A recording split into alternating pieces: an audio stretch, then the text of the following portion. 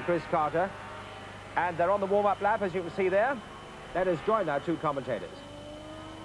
You join us then on this warm-up lap at the start of the second round of the World Sport Superbike Challenge, with some excellent battles in prospect. The battle between Ron Haslam and Wayne Gardner, which we anticipate will be the battle for the lead. Ron, of course, on the factory Honda. And behind them, some interesting scraps too, because between the third fastest and the eighth fastest on the practice leaderboard, and there number 9 you can see is Ron Haslam, local boy from Langley Mill. He has persuaded the Honda factory people to let him ride in this international event. The Honda factory Grand Prix organisation not very keen on letting their top factory riders loose in events when the World Championship is still very much in the balance, but Ron talked them into letting him come to this meeting. It's his favourite racetrack, and he's here today for this World of Sport round, and of course he'll be working tomorrow here at Donington, helping to get brothers Terry Haslam's sidecar outfit in the peak of condition for tomorrow's European Championship races. Ron Haslam then, number 9, on pole position, 1 minute 15.54 seconds. Next to him, Wayne Gardner, the young Australian, 23 years of age, the Honda UK rider on a production 3-cylinder Honda, so run with the benefit of factory machines. Third fastest was Gary Lingham on his Suzuki. Fourth was Keith Hewen. Fifth, Mark Sal. Sixth, Mick Grant. Seventh, Steve Parrish. And 8th, Roger Marshall. And as I was saying before, the time difference between Gary Lingham in 3rd place and Roger Marshall in 8th place was just 2/5 of a second. So only 2/5 of a second separating the pair. Mark Sal in the foreground there, waiting for the start of this 18-lap battle. Once again, it's going to be a traffic light start. And there's Gary Lingham. Looks as though Gary has got a problem, and that really is going to be a battle for Gary Lingham. Gary Lingham with a problem, and it looks as though Gary Lingham may be out of the race, and that really is sad luck indeed. Well, poor Gary. He's not the best of luck for this South London rider, and you can see the disappointment on his face. He was all set, I'm sure, to do very well indeed. 3rd fastest in practice. And all Gary can look forward to now, really, is the hopes of scoring points tomorrow in the 500cc European Championship race. So the front row of the grid now. Ron Haslam on the far side. Wayne Gardner next to him. Gary Lingham out. Keith Hewen on the Honda. Then Mark Sal. And you can see Keith Hewen edging forward. Itchy on the cut finger. And away they go. And a wheelie from Ron Haslam. It's Haslam on the left of your picture, number 9. He's made the rocket start in every Grand Prix this year, and he's done it again. Keith Hewen is there behind him. So, and a real desperate struggle up there. Chris Guy in the thick of things. Good to see him a little bit back on form again. And it's Haslam out in front. Ron Haslam, the leader. Keith Hewen there in 2nd place as they go down. Crane occurs for the first time. Well, an excellent start for Ron Haslam on this first lap. Keith Hewen on the private Honda in 2nd place. And Keith Hewen complained that the wind was very blustery in practice, and so all the riders, I'm sure, will be feeling things out this first lap to see how the wind has affected them. It tends to wash out the front wheel if they're not very careful, peeling off into the corners. Ron Haslam on the factory Honda in the lead. Keith Hewen in 2nd place. It looked like Steve Parrish in 3rd spot as they went through. Glimpse there of Chris Guy again, distinctive orange fairing. And coming up to the chicane for the first time in this race, it's Ron Haslam going through, and Roger Marshall in all sorts of trouble there. But there's Keith Hewen in 2nd place. Then it's Wayne Gardner in 3rd spot. So Gardner in 3rd position. Steve Parrish 4th and Joey Dunlop 5th. That's Hewen being chased by Wayne Gardner.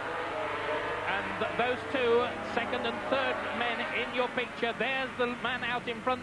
And, of course, these two men on almost identical Honda machines. Keith Ewan, who was with the Heron Suzuki team last year, elected to go privateer.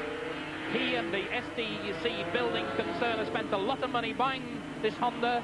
And as you can see, Wayne Gardner right alongside him, but not alongside him for long. Next to on the inside.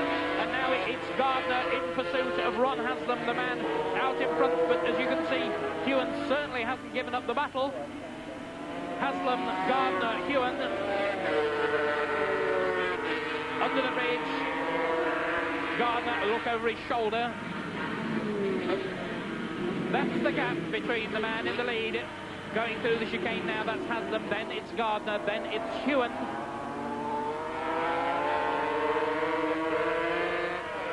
The end of the second lap, 16 more laps to go. Number 8, Gardner. Keith Ewan's back wheel. There's number 6, Steve Parrish. Well, Steve going very well on a Yamaha, but certainly not as competitive as the more modern bikes ahead of him. No, this is a 3-year-old machine that Steve Parrish is riding, and it's well outdated, but he certainly does go very, very well on it. And now we look back to the group led by Roger Marshall, battling for 5th and 6th place. Roger Marshall, Mark Saul, and Mark Saul closing up on the works on the rider now. And that's Roger Marshall there, who was in 4th place. And a really desperate business there. Roger Marshall, number 11, who was in fact in 5th place. Roger Marshall in 5th spot. And he's followed by Mark Saul, and behind him, I think it was Roger Burnett. Marshall, the leader of this group. Mark Saul, number 4, behind him, and it is indeed Roger Burnett. And an interesting picture there with Roger Marshall leading that group in 5th place. And Roger Burnett 2 places behind his former mechanic. So Roger Marshall showing young Roger the way around. The leader under pressure now from Wayne Gardner. Haslam out in front. 3 laps completed. And Wayne Gardner said just before the race that he hoped to beat Ron Haslam, but with his outing at the Dutch Grand Prix coming up, he didn't want to overstep the mark, and he would beat Haslam if he could, but riding within his limits. And of course Ron also very much with Grand Prix prospects and commitments on his mind, but Gardner closes on him. Haslam, Gardner, really nasty vicious twitch there, and Gardner having a big slide from the back of the Honda, but he's pressing Ron very hard now, and thought about trying up the inside like he passed Keith Ewan a moment ago. News from the pits is that both Peter Linden and Chris Guy have pulled out. So Swede Peter Linden and Chris Guy out of the race as Haslam and Gardner battle for supremacy out in front. They're on their 4th lap. While Ron Haslam had the chance to ride the latest 4-cylinder Honda, decided that he'd not got enough time in practice to get it sorted out and elected to use the 3-cylinder machine he's ridden for a great deal more time. Haslam number 9, 8 is Gardner. And Parrish pressing Ewan very, very hard there. And Mark Saul has got in front of Roger Marshall. Roger Burnett is next.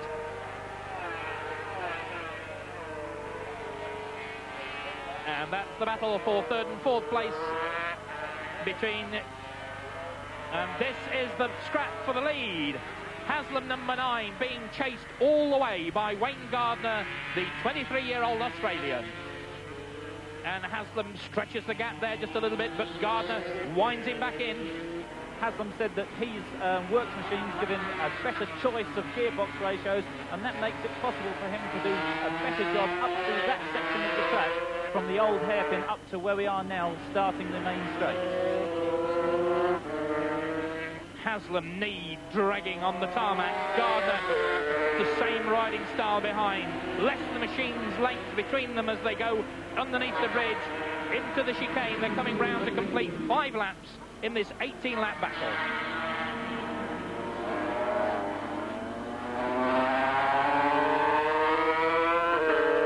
And Ron pulling over to the right-hand side of the track quickly, hoping that Gardner will miss the move and not get the streaming effect, but Gardner's right there with him into Redgate on their 6th lap, and Gardner looking for the inside line, but Ron had a better line, chops him off, and Gardner looking to go around the outside. Surely he won't do it.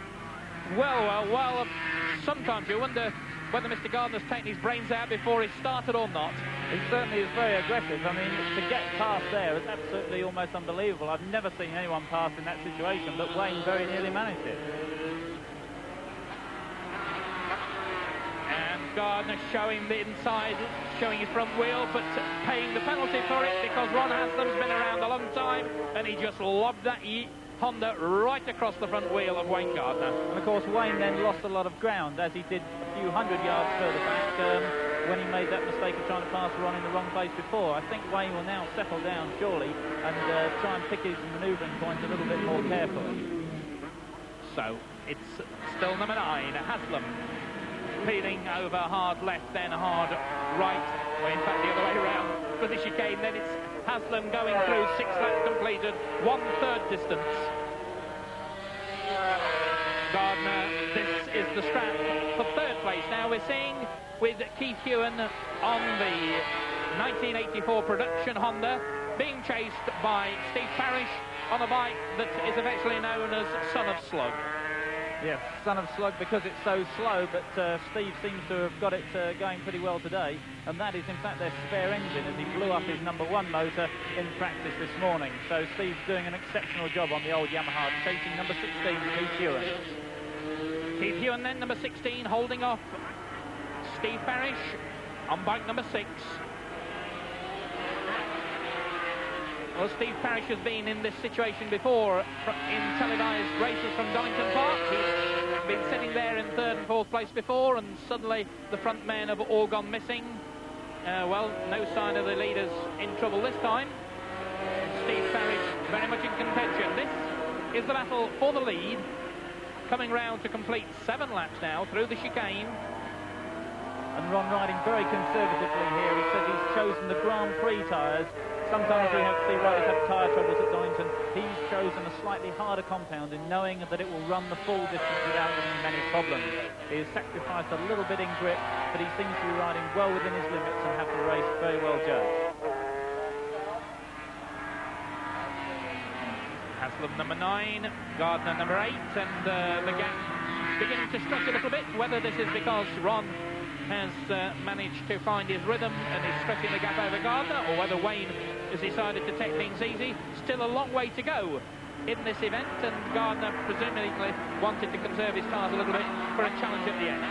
Yes, and he's closing up a little bit now. I wonder if he did sort of give himself perhaps a bit of a fright and has sat back and thought about it and decided, I'm going to come with a better effort nearer the end of the race. He's closing again, number 8, closing on number 9, the leader, Ron Haslam. Wayne Gardner, man with Grand Prix ambitions of his own, had an excellent Grand Prix outing at the Italian Grand Prix early on in the year, and Haslam having trouble with a tail ender, but successfully puts the tail ender between himself and Gardner. This is the battle for 3rd place coming into the chicane, and it's still Hewen ahead of Parrish. Now this is the battle for 5th and 6th place. Still Roger Marshall on the Honda UK machine, being chased by Mark Sowell, the privateer, on his Suzuki 11 leading number 4.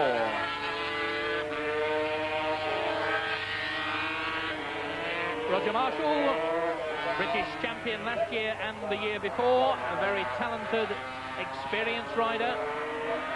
Wheelers the Honda out of Redgate, going down through Hollywood and into Craner Curves. This is the battle for the lead, with again Ron Haslam pulling open something of a gap. Ron celebrating his 28th birthday on Friday, yesterday in fact, and this will surely be a very nice birthday present for him. And Wayne, of course, has the disadvantage that he's now out of range of Ron Haslam's slipstream down the straight. The number 9 machine, the works bike, is fractionally faster as it accelerates, and Wayne needs to be in the slipstream. If he's... Oh, big problem for Wayne. Arrived at the corner, just in the corner of that picture, at the same time as the tail ender, and I'm sure that's put him well offline. And Wayne shakes a fist angrily at the man they've just lapped, which is a little bit unfair, because certainly the fellow had got no idea that Gardner was there, but you can see Gardner whining on the power viciously, the bike snaking, and that poor little man in the picture, Alphonse Ammerschlager from Germany, has made life very difficult for Wayne Gardner. Yes, he's lost contact. He's got to work very hard now, and as we see his back end sliding through the corners, it's obvious that he's riding on the limit anyway and has got very little left to give. So again, Haslam using some track cunning to put the tail ender between himself and Wayne Gardner at a crucial moment. And there is Trevor Nation on the Heron. Well, Peter, perhaps a chance for you to talk about this bike. Yes, this is an all-new British-built machine here using a Suzuki engine, but it's built by Heron. That's number 19 in the front of the picture, ridden by Trevor Nation. Built by Heron, the Suzuki importers. It has an aluminium frame, all built out of an aluminium sort of plywood type construction, but it has an aluminium sandwich with aluminium honeycomb in between, cut out on a bandsaw, two sides of the frame, then glued together, forming a unique motorcycle frame, never before. As you can see there, the white section of the frame just in front of his knee, that's a Formula One car style construction used for the first time in motorcycles. The man chasing Trevor Nation there is Mark Urridge on his Suzuki. And they are at the moment down in 13th and 14th places, so not a very impressive performance, but it's from Trevor at the moment. It's the first ever race for this machine, and it's really only being used as a test day to show how this machine will go. Ron Haslam, number 9 on the works Honda. I repeat, this is the 3-cylinder. Ron tested and tried the newer 4-cylinder bike in practice, then decided that really this is the bike he wanted to use for the race. 10 laps have gone now in this 18-lap race, and that's the gap between Haslam and Wayne Gardner.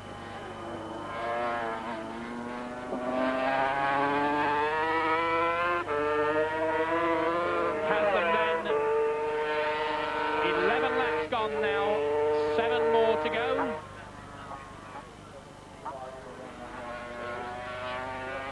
We pick up now the battle for 3rd and 4th place, which has been going on throughout the race almost. Keith Ewan there, number 16. Steve Parrish behind him.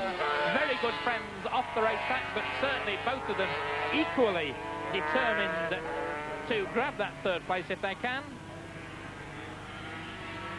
And it's the 3-cylinder Honda in front, the 3-cylinder revalve machine being chased by the 4-cylinder Yamaha. Parrish running quickly through the corner there because he knows that the Honda will accelerate quicker out of the corner than his old machine, so he has to be on the pair in exactly the right position to be able to stay with Ewan as they accelerate out of the corner. Keith Ewan from Wollaston in Northamptonshire. One of Britain's top privateers on the Grand Prix trail. He's grabbed some points this year on the World Championship scene. And Steve Parrish too has made his presence felt, and as you can see, Steve, as Peter was saying, coming very, very quickly out of corners so that the Honda can't pull away from him into the chicane, wheel to wheel, nose to tail. And Ewan there said this morning that he was having trouble because the blustery conditions were causing the bike to wash out on the front end in various parts of the track. The Hondas do have a very light front end, and Parrish may be using the fact that the Yamaha is heavier on the front end to keep track of his rival in these difficult conditions. 6 laps to go then, 12 laps already under the belt, still Haslam out in front from Wayne Gardner. This is the battle for 3rd and 4th place between Keith Ewan, number 16, and number 6, Steve Parrish. Roger Marshall is still in 5th place. Mark Sal, number 4, is still 7th. And the Finn, Eero Heverinen, has moved up into 7th place ahead of Roger Burnett. And again, Ron Haslam, and he can afford now to take his time. He's stretched quite an advantage as he comes up and catches Mike Lomas. And Mike Lomas had a very nasty moment there. He almost lost it, and of course that is one of the dangers of passing tail enders. Ron may be rising at an easy pace, but he comes upon people who are going perhaps faster than they should, and Mike Lomas nearly fell off in front of him. Wayne Gardner there And you can see Gardner's trying absolutely everything he knows. That bike is twitching and weaving, Peter. Yeah, the back tyre is really having a hard time. Gardner has the power on so early that it's sliding all over the place. He certainly hasn't given up hope of chasing Haslam. And it certainly gives the lie to the suggestion that he's taking things easy with an eye on next week's Dutch TT. Oh, and he was sliding right to the edge of the track, yes. He doesn't, Wayne very rarely seems to take things easy. No, definitely not in the nature of this 23-year-old Australian, a very talented rider. One of the best riders to hit the European scene for a long time, followed in the footsteps of another colonial, Graham Crosby. Hit the headlines on a sit-up and beg four-stroke, of course. And Wayne actually looking back down at his rear tyre there, he obviously can't do anything about it. He won't even be able to see anything, but perhaps he's even wondering whether it's gone flat, it's sliding around so much. And news from the pits is that Trevor Nation on that interesting Heron Suzuki project is in fact has pulled into the pits, so Trevor Nation pulled out of the race. And it looks as though Haslam has in fact lost a little bit of ground to Gardner, or vice versa, Gardner closer on Haslam now. Yes, it looks as though Gardner's pressing very hard as we flash back to the third place battle between Hewen and Parrish. And Parrish goes to the inside line, and it looks as though Keith Hewen's got a problem. Hewen unfortunately has had a tremendous amount of trouble with this production Honda this year, both front brake problems and gearbox problems. It's been breaking gearboxes for several Grand Prix, and it's just possible that he's hit a front brake or a gearbox problem again. Well, Steve Parrish seized the opportunity, whatever the problem is, for Keith Hewen to go through into third place. So it's number 6, Parrish, in third spot, chased now by Keith Hewen. Maybe Hewen just missed a gear or something, because it looks as though he's getting back into the hunt again, Peter. Yes, if that gearbox problem could have returned, and it makes him miss gears, and eventually it'll make him lose a gear. So, but he seems to be battling back at the moment. Parrish number 6, Keith Hewen number 16. Parrish supported by the Mitsui concern, and Hewen seizes the moment to go out, accelerates Steve Parrish under the bridge to go back into the lead on braking for the chicane. And it didn't look like a brake problem, because he was certainly late on the brakes there, so maybe he just had a momentary lapse. So Hewen out in front, 15 laps now successfully completed. The first 4 men, no changes. Haslam, Gardner, Hewen, Parrish, Roger Marshall and Mark Salso, no change there in the top 6 places. 7 still, Eero Huverinen, the Finn. And then Roger Bennett, number 2.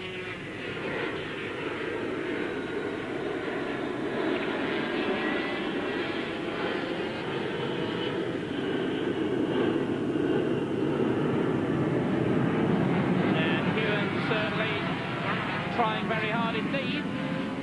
Didn't bother to ride in the Yugoslavian Grand Prix, elected to come home instead to get sorted out in time for this meeting and to get ready for the Dutch TT and the Belgian Grand Prix over the next 2 weekends.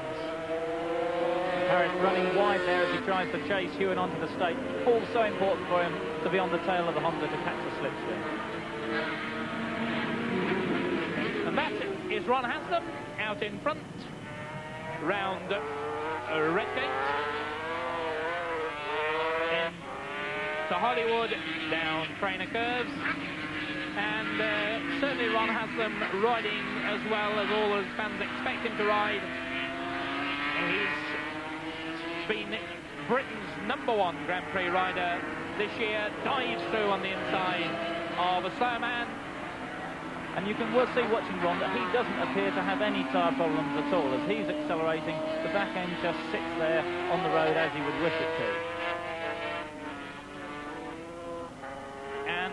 Although you can see Ron leaning off the bike there, the knee dragging on the floor, the interesting thing at the moment is the fact is that he doesn't hang off the bike as much as Randy Mamola and Freddie Spencer do, and he's been having some handling problems that Spencer and Mamola don't have, simply because of their different riding styles.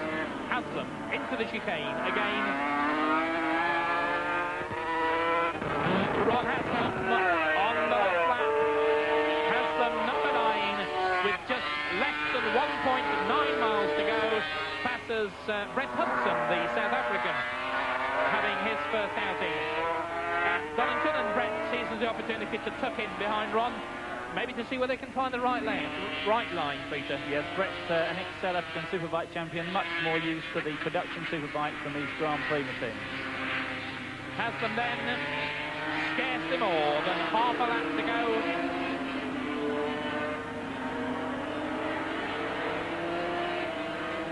And 15 more points. Apparently in the bag for Ron, barring mechanical problems or an incident into McLean's. Round Coppice. He's very compact coming out of the corner, head and body still behind the screen, producing minimum wind. So it's a birthday present for Ron Haslam, 28 years of age yesterday, and Haslam through the chicane for the last time. The checkered flag goes out, and Ron Haslam adds victory in the second leg of the World of Sport Superbike Challenge to his win in the first round. Wayne Gardner again takes second place, a big wheelie from Wayne Gardner, and a wave to his many fans from Ron Haslam. We're waiting now to see who it's going to be third, and it's Keith Hewen and Steve Parrish a long way behind, having given up the strap in the last 2 or 3 laps. Haslam, though, the race winner, and he will be very pleased. Obviously made the right decision to park the V4 because he wasn't quite used to it. Elected to go for the 3-cylinder bike, and that was good enough to give him a win in this second round. So Haslam the winner, Wayne Gardner finishing in second place. Third home was Keith Hewen on the Honda. Fourth, Steve Parrish on the Yamaha. Fifth, Roger Marshall, the second Honda UK rider. Then Mark Sowell. Behind Mark Sowell, Eero Haverinen, Roger Burnett, Mick Grant, and Simon Buckmaster. So Ron Haslam the winner, and he'll be delighted with that. Another 15 points, and that gives him the maximum 30 points. But tomorrow he'll be helping Terry Haslam in the sidecar round of the European Championship.